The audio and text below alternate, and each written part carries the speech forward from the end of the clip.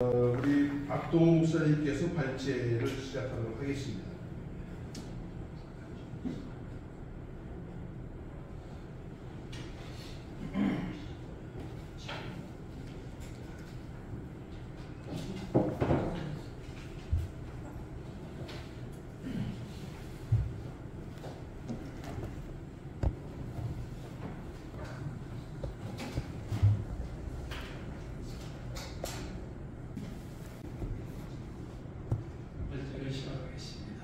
기독교 사회적 책임은 무엇입니까? 왜 교회는 사회적 책임을 가져야 하는 것을 깊이 생각해 보았습니다. 원래는 내용이 없습니다만 1938년 9월 5일 평양성문학교에서 성문학교에서 열렸던 제27차 총회에서 신사참배를 결의합니다. 그것이 이 나라를 그전에 한국교회가 신사참배를 결의함으로 인해서 이 한국 사회를 엄청난 혼란 속에 빠졌습니다. 그래서 이 사회를 굉장히 병들게 하고 그 병들은 결과가 오늘까지 이어지고 있는데 시간 관계상 그거 다 자세히 설명할 수는 없겠습니다만 오늘 그러한 맥락에서 오늘 내용도 함께 살펴봤으면 좋겠다 이런 생각을 해봅니다. 오늘 우리는 정치적 갈등, 경제적 양극화, 유유식 처 그리고 교회 시대의 급격한 약화 등 중첩된 위기와 변화의 시대에 살고 있습니다.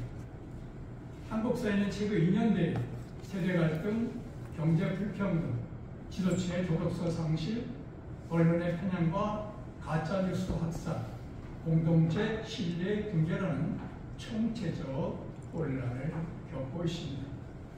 법과 정의보다 이익이 우선되고 가정과 교육의 가치가 무너지는 현실에서 청년 세대는 신앙과 삶의 방향을 잃고 방황하고 있습니다. 2023년 공식 조사에서 보면 한국 교회의 사회적 신뢰도는 19%에서 20% 정도로 굉장히 낮게 나오고 있습니다. 특히 청년 세대의 5대 신앙 비율은 수도권에서는 약 20% 미만으로 집계되고 있고 지방에서는 더 낮은 12% 이하로 급감한 것을 볼 수가 있습니다. 이 수치들은 단순히 자료에 그치는 것이 아니라고 한국교회 영적 위기이자 사회적 경고로 지금 말하고 있는 것입니다. 이럴 때일수록 교회는 자신의 존재를 정직하고 깊게 물어야 합니다. 교회는 무엇을 위해 존재하는가? 교회는 시대의 변화와 사회적 유행, 트렌드에 따라서 사명을 바꾸지 않습니다. 오직 성경의 진리와 하나님께서 부여하신 사명과 책임을 실제 삶에서 실천하는 본질적 공동체가 바로 교회이고 그 존재에 유일할 것입니다. 두 번째로 복음주의 신학의 사회적 책임의 강조에 대해서 말씀드리겠습니다. 복음주의 신학자 존 스토트는 이렇게 말했습니다. 기독교의 사회적 책임은 복음과 분리될 수 없다. 이것은 오늘 교회가 세상 속에서 정체성과 사명을 어떻게 실천해야 하는가에 대한 본질적 사명인 것입니다. 교회는 사회 봉사와 참여가 복음보다 앞서거나 복음을 대신해서는 결코 안 되는 것입니다. 항상 예수 그리스도의 십자가가 중심에 있어야 되고 십자가의 복음, 즉 하나님의 나라가 앞에 있어야 하는 것입니다. 그리고 성경 말씀의 권유에서 세상을 성경의 태도로 살아내야 하는 것입니다. 예수님께서 말씀하셨습니다. 너희는 세상의 빛과 소금이라 말씀하셨습니다. 이 말씀은 단순히 착하게 살라는 뜻이 아니라 진리의 뿌리를 둔 믿음의 실제 행동과 삶에서 드러나 세상에서 선한 영향력과 변화의 근원이 되라는 요청인 것입니다. 교회가 진정한 사회에 빛이 되기 위해서는 겉으로 보이는 봉사나 기부에 앞서서 복음의 본질과 진리를 먼저 붙들어야 합니다. 이 위에서 가난한 이웃과 약자를 돕고 직장에서 정직하게 일하며 학교에서 바른 가치관을 실천하는 것이 모든 실천, 곧 복음적 사회적 책임이 바로 복음주의 신앙이 말하는 율법 소원의 구체적 상인 것입니다. 세 번째, 역사적 교훈, 신사참배와 타브리시 논쟁에 대해서 말씀드리겠습니다. 좀 전에 시작해서 말씀드렸습니다만 일제강점기 시대 많은 교회와 목회자들은 국가의 압력에 굴복해서 진리보다는 타협을 선택했습니다. 그 결과 신앙 본질은 훼손되었고 교단은 분열되었고 또 사회적이라는 신뢰 상실이라는 아주 아픈 상처를 갖게 됐습니다.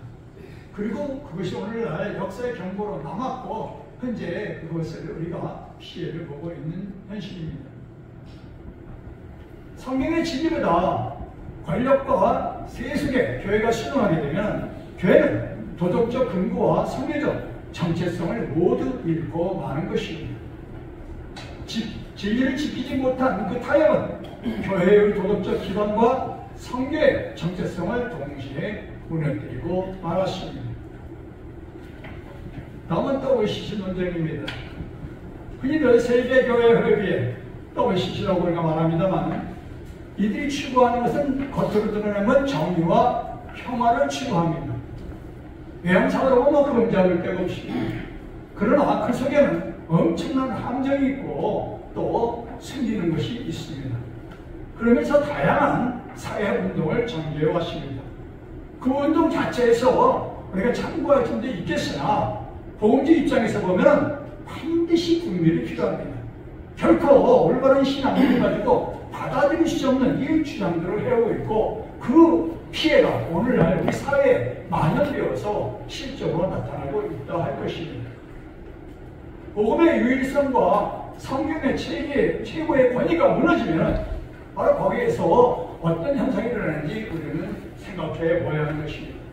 저들이 주장하는 다원주의와 해방신학의 흐름 속에서 우리 올바른 믿음과 복음이 희식될 위험이 높기 때문에 우리는 경계해야 하는 것입니다. 복음의 본질을 잊고 사회에 참여에만 머물게 되면 교회는 방향은 나침반과 같습니다. 역사는 복음 중심을 놓칠 때 교회는 정체성과 신뢰를 함께 이름을 보여줍니다.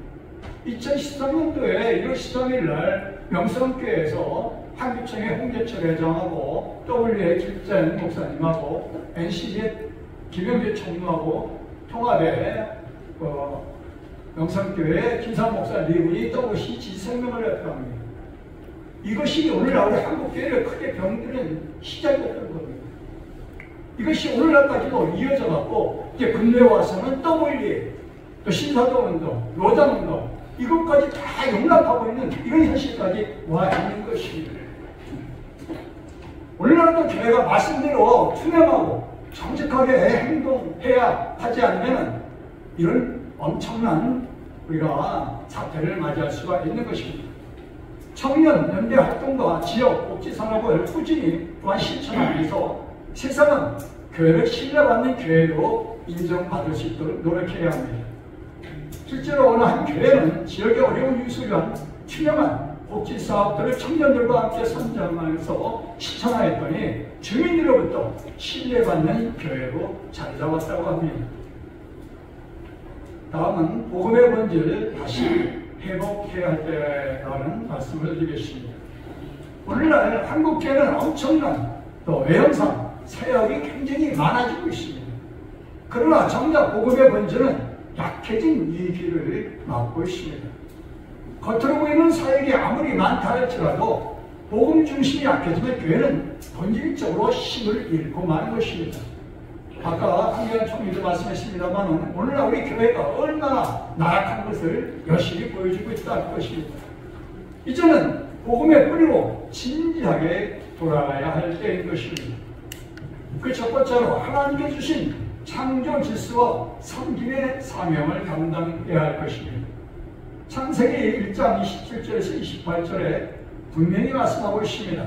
하나님이 자기 형상대로 사람을 창조하시고 땅을 다스리라 하시니라. 이 임하고 내일은 교회가 인간의 존엄을 존중하며 세상을 걸고 창조 세계를 보존하는 본질적 책임을 가진 존재임을 강조하고 있습니다. 실제 사례로 2024년 강원대 한시골교회에서는 지역사회와 협력하여 환경정화와 어르신돌봄 또 이런 사업들을 함께 실시했다고 합니다. 특히 지역 신뢰도가 일시불 1%가 상승하는 구체적인 결과를 보였다고 설명하고 있습니다. 두 번째, 복음은 영혼의 삶, 두 달계로 완성된다입니다. 복음은 단순한 결이나 설교로 그치지 않습니다. 영혼의 구원과 삶의 실천이 함께 존재할 때 복음은 완전한 힘을 발휘합니다. 야고보서 2장 15, 10절에 말씀하기를 누가 헐벗고 굶주렸는데 평안히 가라 하면서 돕자면 무슨 이익이 있겠느냐고 말씀합니다. 오늘날 우리 한국교회의 모습을 열심히 지금 지적하고 있지 않나 이런 생각을 해봅니다. 복음주의 신학자 존 스토트는 복음은 전인적 변화와 사회적 실천을 반드시 시도하나 본질 곧 구원의 유일성은 결코 희석될 수 없다고 강조했습니다. 실제 사례로 2015년 수도권의 한 교회 청년부는 실직 가정과 아동 지원 사회가 전국적으로 펼쳤다고 합니다. 그랬더니 출석률이 38%나 증가하였다고 합니다. 이것은 지역 언론에서 신앙의 교회로 6회나 보도되었고 복음의 두 날개, 즉 전도와 실천이 함께함으로 인해서 균형 있는 작동한 변화의 증거가 되었다 이렇게 설명하고 있습니다. 세 번째, 균형 잡힌 복음, 복음주의의 중심이 되겠습니다. 복음의 본질은 단순 사회운동이 아닌 예수 그리스도의 말씀과 권유에 반드시 서 있어야 하는 것입니다. 교회의 사회적 실천은 복음에서 시작되고 그 근거는 언제나 예수 그리스도의 오직 말씀, 오직 진리에 있는 것입니다. 따라서 교회는 시민단체가 아니라 복음의 본질을 드러내는 영적 등대이고 세상에서 빛과 소금의 사명을 실천하는 공동체인 것입니다. 그럼 어떻게 실천할 것이냐? 그 구체적 방안에 대해서 다섯 번째로 말씀드리겠습니다. 첫째, 진리 위에 세운 신앙생활. 신뢰가 어떠하든 간에 성경과 예수 그리스도의 중심 신앙은 변함없이 지켜져야 합니다. 복음적 신앙과 모든 사회의 책임의 출발이다 이렇게 말할 수 있을 것입니다. 두 번째, 공의와 사랑의 실천.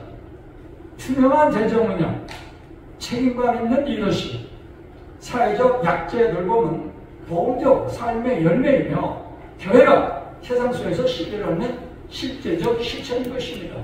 바로 오늘날의 한국교회가 이 문제로 여러 번 지적을 받는 바가 있는데 제발 이런 일이 없기를 기도합니다.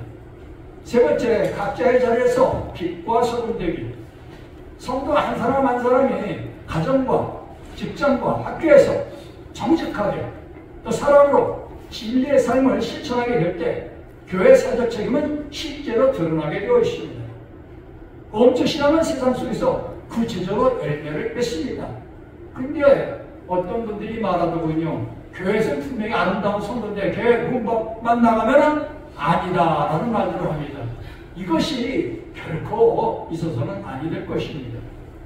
마지막으로 세상을 섬기는 교회 그리고 오해 없는 교회가 되자입니다.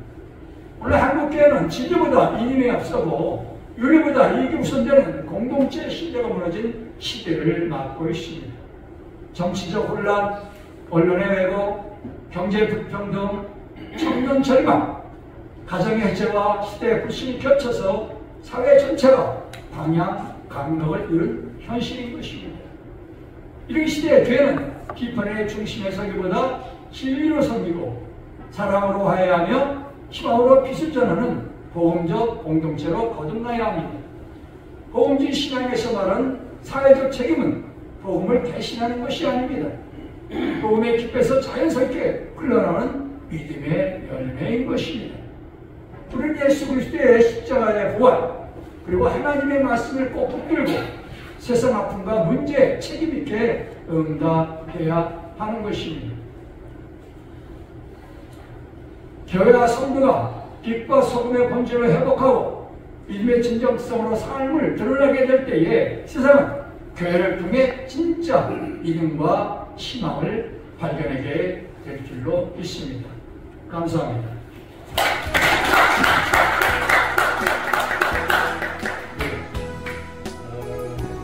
우리 들으신 것처럼 신앙의 세계를 역사적 신사 선배와 WC 총회를 통해서 그리고 이제 이번 우리의 본질을 무시하지 해야 할 때에 몸의 뿌리로 진지하게 들어가야 할 때다. 그 진리는 바람으로 진리 위에 세운 신앙과 우리가 사랑의 실천 각자의 자리에서 빛과 소금의 역할을 충성스럽게 해야 되겠다.